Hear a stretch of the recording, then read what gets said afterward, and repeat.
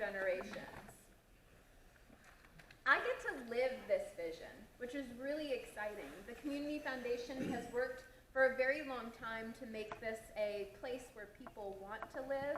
It attracted me here, and now my job is to continue in that mission and make this a welcoming and thriving place for all. This is our model. I'm not going to get too much into detail, but a lot of you know Walker Sanders, our president, and Walker always emphasizes the importance of staff remaining nimble so that we can meet the needs of Greensboro. This is a little bit of our history. I'm not going to touch every aspect of the timeline. A lot of you probably know the Community Foundation's history very well. I'm newish to this job. I started in May. But in 1983, Cynthia Doyle is credited with being our founder. I love that the Community Foundation was started by a woman. And then in 2000, Future Fund was started to introduce young people to philanthropists. And many of you have probably heard of Building Stronger Neighborhoods. Since it was founded, over $500,000 has been awarded in grants, and 100+ neighborhood groups have been involved. In 2001, another organization you're probably familiar with, Action Greensboro, was started by the Community Foundation and other foundation leaders. In 2002, Guilford Education Alliance was started. Margaret Arbuckle served as the longtime executive director until her retirement in 2013. I know many of you know who that is. In 2008, Women to Women and the Public Art Endowment were founded. These are two endowments run by members of my team and were really attractive to me when I was interviewing for the job because I care about the arts and causes that support women and children. In 2010, the Interactive Resource Center was started, another wonderful organization that gives those without homes a place to shower, get their mail, and so on. In 2015, Say Yes was started. It's shifted now to be called Shift Ed.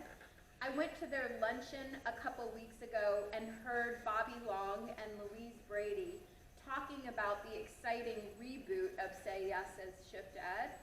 The new president, Wendy Poteet, is brilliant, and she received a lot of the services for her kids and now is really excited to bring the services to other school-age kids. What I love about this organization is they serve kids from kindergarten through college. In 2016, LeBauer Park opened. Our offices are 2 blocks away from LeBauer Park. I'm sure many of you have gone and had a coffee at lawn service or a burger at Parkside. If not, when the weather's warm, I'll meet you there. In 2018, a terrible tornado struck East Greensboro. Were any of you living here when that tornado happened? Yeah. Community Foundation, along with United Way, provided over $800,000 in tornado relief. And this emergency response fund was started by the Crescent Rotary Club. Did I hear someone from Crescent was here? Nope. Okay. So in 2019, Black Investments in Greensboro Equity Fund was launched. I'll tell you a little bit more about that later. And then in 2020, that pandemic happened and that emergency relief fund pivoted to provide relief. And then in 2021, the Stephen Tanger Center for Performing Arts officially opened. And in spite of only having a 10-month opening season, the economic impact of Wicked was $11 million, and The Lion King, which attracted 46,000, had a $12 million impact. Have all of you gone to Tanger? What are some of your favorite shows? Stay. Oh, yeah, that was a good one. Hamilton? Yeah. Believe it or not, I haven't seen Hamilton. I know that's horrifying. So, your community Foundation.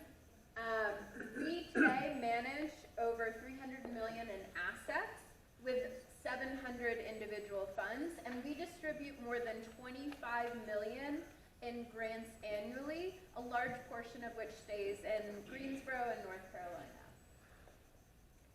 So this is the leadership team of the Community Foundation. We have a 30-person board of directors from residents of our community. And there's a leadership team of 6 led by Walker Sanders, and we oversee 23 staff. We have some really great stars on the team, and then there's me.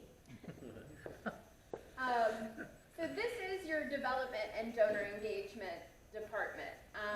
They were 8 women, and managing these women are one of the highlights of my job. I know Robbie Hassel knows Connie Leeper well. I heard that she taught your kids. Is that right? So we love working with our donors and matching them to nonprofits and causes in Greensboro. So we have a lot of different types of funds, many of which you are probably very familiar with. We have donor advised funds. They're easy to set up at the Community Foundation. You get an immediate tax advantage. You get access to me and my team. We become a part of your philanthropic team. And pictured here are Tom and Linda Sloan. Do you all know the Sloans, or some of you? I'm sure, yep. So Tom has this great quote about why he works with the Community Foundation. The connections that the Community Foundation has throughout the community are invaluable to anyone who has a specific project in mind, but doesn't know where or with whom to start. We also manage a lot of community endowments. I'm going to talk a little bit about some of our most prominent field of interest funds. I mentioned the Black Investors in Greensboro Fund. It's one of the first of its kind in the nation. The endowment has raised $1.5 million, and this August announced its first grant of $100,000 to Piedmont Business Capital. May Douglas is the chair. Max Sims, Kim Gatling, Bishop Starks, Dr. Hank Smith are also on the steering committee. Future Fund is our initiative to connect young professionals with philanthropy, people in their 20s and 30s. It was started by Ann Lineweaver in 1999 when she hired Walker, and then Jim and Louise Brady were the first chairs of Future Fund. Young people make a donation of $150, and then they get to grant out over $50,000 to local nonprofits. Since it started, $700,000 has been given out to different Greensboro nonprofits. The Public Art Endowment creates long-term and permanent placements of public art throughout Greensboro. David Hess was the artist for that sculpture that's outside the Science Center. And thanks to the Public Art Endowment, Greensboro now owns $3.2 million in value of public art installations that belong to the community. And then hot off the presses, the artist for the sculpture at the Moses H. Cone Memorial Hospital has been selected. It's Cliff Garton. And he's going to create a sculpture in the outdoor space between the Cone Health Women's and Children's Center and the Cone Health Heart and Vascular Center.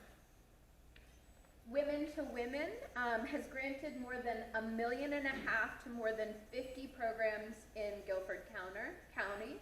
The Women to Women Advisory Council just selected 11 programs to receive $165,000 to assist women and children and their families. The Kellen Foundation, YWCA, Mustard Seed were among the organizations selected in the 2022 grants. Have any of the women in the room or the women in your lives ever attended or been a part of Women to Women? Yes. Yes, I heard one. We also have a huge range of nonprofit endowments that get out over $2.5 million annually into the community. They range from AthoraCare, formerly Hospice, Greensboro Urban Ministry, United Way, the Children's Museum, Greensboro Cerebral Palsy Association, and many, many more.